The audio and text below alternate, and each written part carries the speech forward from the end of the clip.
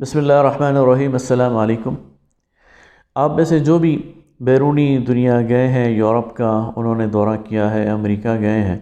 یا کسی اور ایسے ترقی پذیر یا ترقی یافتہ ملک میں گئے ہیں، جاپان یا آسٹریلیا میں یا نیوزی لینڈ میں، یا ترکی کی مثال لے لیں، ملائیشیا کی مثال لے لیں، تو آپ کو نظر آئے گا کہ صفائی کا ایک بہت اعلیٰ معیار ہوتا ہے۔ وہاں کی سڑکیں، وہاں کی گلیاں وہ بہت صاف ستھری نظر آتی ہیں۔ وہاں جو بنیادی سہولیات ہیں، مثلا سیوریج ہے، پانی ہے، بجلی ہے، وہ بہت اعلیٰ ان کے سسٹم ہوتا ہے، بریک اپ نہیں ہوتا، بریک ڈاؤن نہیں ہوتا، اور لوگ بجلی کو ترسنے یعنی ایسا نہیں ہوتا کہ وہ بجلی کو ترس رہے ہوں یا صفائی کو ترس رہے ہوں، یا ان کو جو باقی سیوک فیسلٹیز ہیں وہ حاصل نہ ہوں، یا تعلیم کے حوالے سے وہ مشکل کا شکار ہو رہے ہوں، یا وہ صحت کے حوالے سے کسی مشکل کا شکار ہو رہے ہوں۔ ان تمام چیزوں کے پیچھے، ان تمام معاشروں میں جو ایک بنیادی وجہ ہے وہ ان کا مضبوط بلدیاتی نظام ہے۔ ان کی یہ ساری جو سیوک ترقی ہے اور جو ان کے معاشروں کا حسن ہے، ان کی صفائی ہے، ان کا سیوریج سسٹم ہے، اور ان کی سڑکیں ہیں، اور ان کا بجلی کا نظام ہے، ان کا تعلیم کا اور صحت کا نظام ہے، یہ بنیادی طور پر ان کے بلدیاتی ادارے کنٹرول کرتے ہیں۔ ہم اگر دیکھتے ہیں تو ہم 70 سالوں میں، 7 دہائیوں میں اپنے لیے کوئی بلدیاتی انتظام ہی نہیں بنا سکے۔ صدر ایوب آئے تو انہوں نے بنیادی جمہوریتوں کا نظام متعارف کرایا، لیکن وہ انہی کے ساتھ رخصت ہو گیا۔ جنرل ضیاء آئے تو انہوں نے ایک بلدیاتی نظام متعارف کرایا، 3-4 الیکشنز اس میں ہوئے، لیکن ان کے ساتھ وہ بھی رخصت ہو گیا۔ پرویز مشرف آئے تو انہوں نے ایک اور بلدیاتی نظام دیا، اس کی بڑی دھوم مچی اور بڑا کہا گیا کہ بڑا مضبوط نظام ہے، لیکن اس کی رخصت کے ساتھ وہ نظام بھی رخصت ہو گیا۔ اور اس دوران جو جمہوری حکومتیں آئیں، انہوں نے بھی کبھی تو انتخابات کرائے اور کبھی نہ کرائے، کبھی ایک نظام متعارف کرایا، کبھی دوسرا نظام متعارف کرایا، اور مجموعی طور پر اس معاملے میں غیر سنجیدگی کا مظاہرہ کیا۔ ڈکٹیٹرز نے، جو جنرل ایوب نے یا جنرل ضیاء نے، جنرل پرویز مشرف نے جو بلدیات کی طرف توجہ کی، تو وہ اس لیے نہیں تھی کہ وہ بلدیات کے اداروں کو اسٹرینتھن کرنا چاہ رہے تھے۔ اصل میں وہ اقتدار پر اپنی گرفت مضبوط کرنے کے لیے اور قومی اور صوبائی اسمبلیوں سے اور سینٹ سے اپنی جان چھڑانے کے لیے ایک متبادل نظام ان کی ضرورت تھی، اور وہ اس وجہ سے بلدیات پر توجہ دیتے تھے۔ جبکہ دوسری طرف جو جمہوری حکومتیں ہیں، مثلا پیپلز پارٹی کی حکومت آئی، یا نون لیگ کی حکومت آئی، یا پھر قاف لیگ کی آئی، اور یا پی ٹی آئی کی ہے، تو ان کا جو بنیادی میلان ہے وہ بلدیات کی طرف سرے سے ہے ہی نہیں، اور یہ اپنے قومی اور صوبائی اسمبلیوں کے نمائندوں کے ذریعے یہ سارا نظام چلانا چاہتا ہے۔ جن معاشروں کی میں نے بات کی ہے اور ان کی تعمیر اور ترقی کی بات کی ہے، تو انہوں نے اپنے آئین کے اندر بلدیات کے لیے ایک پورا ٹیئر متعارف کرایا۔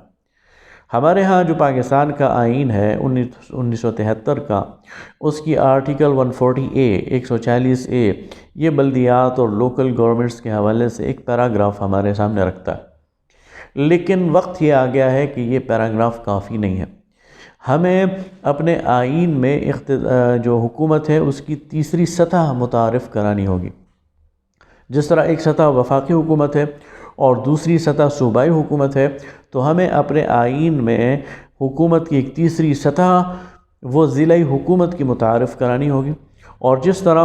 وفاقی حکومت اور قومی اسمبلی پر اور کابینہ پر اور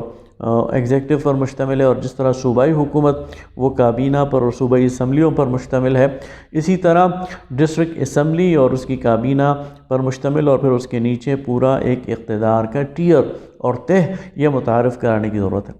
اور جس طرح آئین میں ایک فیڈرل لسٹ ہوا کرتی تھی جو اب بھی موجود ہے، ایک کنکرنٹ لسٹ ہوا کرتی تھی، وہ ایبالش ہو گئی ہے، اور باقی جو اختیارات ہیں وہ صوبوں کو منتقل ہو گئے، تو اب یہ وقت آ گیا ہے کہ ایک تیسری فہرست وہ متعارف کرائی جائے، اور وہ ڈسٹرکٹ لسٹ ہو، اور اس میں یہ واضح طور پر بتایا جائے کہ ڈسٹرکٹ حکومت کے پاس اس کے اختیارات کیا کیا ہیں، اس کے شعبے کون کون سے ہیں، اور ان کے لیے فنڈز جنریشن کا کیا طریقہ کار ہے۔ اسی طرح ڈسٹرکٹ اسمبلیوں کے انتخاب کی میعاد مقرر ہو، ان کی حکومت کا طریقہ کار مقرر ہو، تب جا کر ہمارے ہاں یہ جو بلدیاتی نظام ہے یہ استحکام پکڑے گا۔ اور جب یہ بلدیاتی نظام استحکام پکڑے گا اور اختیارات جو اوپر سے ہیں نیچے کی سطح تک آئیں گے، اور عام آدمی کو، ایک گلی اور محلے کے لیڈرشپ کو وسائل ان کے پاس آئیں گے، تو پھر ہماری گلی اور محلے کا معاملہ درست ہوگا اور ہمارے جو یہ مسائل ہیں ان کو حل کیا جائے گا۔ لہٰذا یہ اب اس پر ہمیں پوری یکسوئی کے ساتھ یہ طے کر لینا چاہیے، اور اس کے پیچھے عدلیہ کو بھی کھڑا ہونا چاہیے، اور اس کے پیچھے سول سوسائٹی کو بھی کھڑا ہونا چاہیے، اور ایک موو چلانی چاہیے کہ ہمیں ایک مضبوط بلدیاتی نظام چاہیے۔ جب تک ایک مضبوط بلدیاتی نظام نہیں ہوگا، ہمارے سیوریج کے مسائل، ہمارے صحت کے مسائل، ہمارے تعلیم کے مسائل، ہماری صفائی کے مسائل یہ حل نہیں ہو سکتے، اور ہم اسی طرح ایک پسماندہ معاشرے کا شکار ہوں گے۔ لہٰذا بلدیاتی نظام، اور اس وقت جو میں کہہ چکا ہوں، جو ترقی پذیر ممالک ہیں، مثلا ترکی کی مثال ہمارے سامنے ہے، ملائیشیا کی مثال ہمارے سامنے ہے، تو یہ وہ لوگ ہیں جنہوں نے اپنے مضبوط بلدیاتی اداروں کی بنیاد پر